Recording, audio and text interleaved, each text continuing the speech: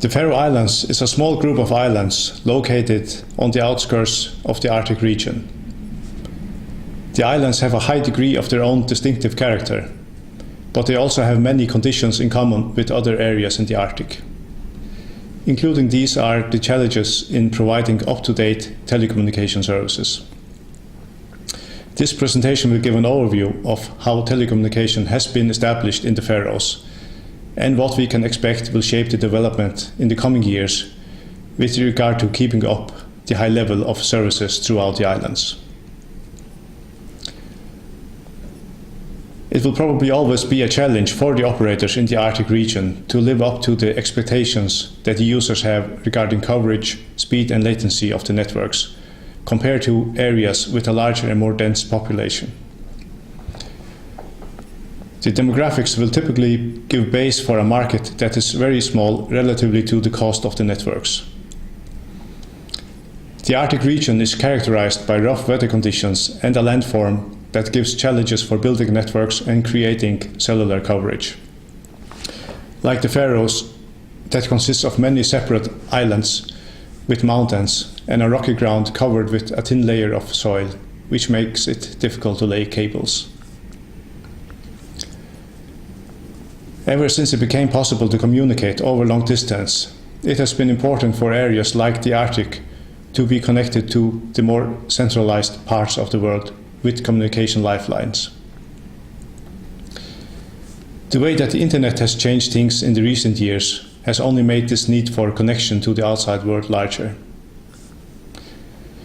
Today, individuals and society as a whole is getting more and more dependent on a good and reliable connection to the internet to get access to social media and all the other possibilities that the internet is offering. One thing that is common for most of the internet services is that they are centralized and located, so they will primarily be optimized for residents in the larger metropolitan areas. Other critical services for society as a whole, such as banking services, are today getting centralized and are also being operated over long distance. A remote location puts great demands on the international long-distance connections to secure this increasing exchange of data.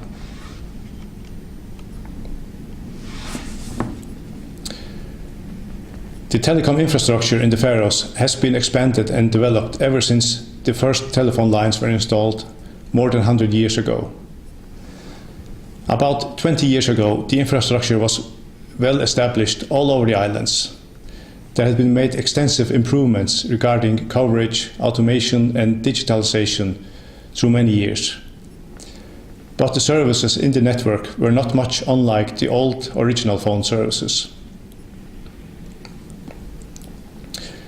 Then the new ways emerged for the public to communicate via mobile phone and over the internet, and this introduced some new challenges.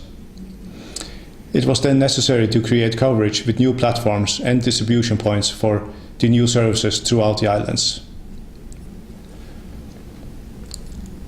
An increasing amount of data for broadband internet made it necessary to completely rebuild the transport networks that interconnects towns and villages in the islands with fiber optic cables. Broadband services are now offered throughout the islands, and there is also an extensive mobile coverage of all populated areas and roads.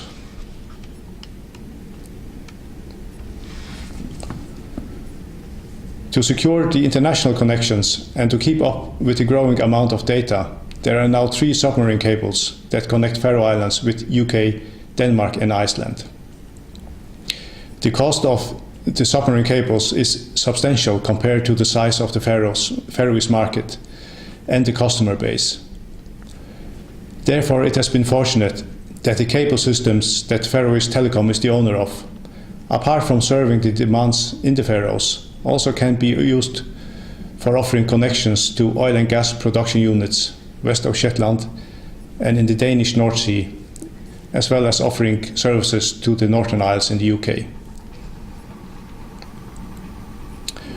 So, what will be the challenges in the coming years? First of all, there will be a continuing need to develop and maintain the infrastructure so that it can keep up with the increasing use of broadband data over both fixed and mobile networks, and also to secure the coverage throughout the islands. Currently, the work is carried out to extend the fibre network closer towards the users to secure higher broadband speed, and this work will go on with the increasing demands for data rates and new technologies that emerges. It is certain that the data for internet services will keep on growing and will be putting pressure on the local network and on the connections from Faroes to the outside world. There will be a continuous need to secure the international connections with stable submarine cables.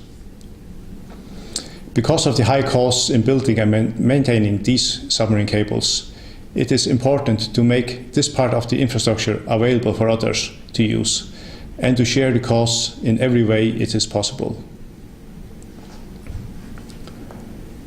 The steady growth of data for internet services and the ongoing need to upgrade the infrastructure and improve the coverage for both mobile and fixed networks will continue to be a challenge for Faroe Islands, being a sparsely populated area in the Arctic.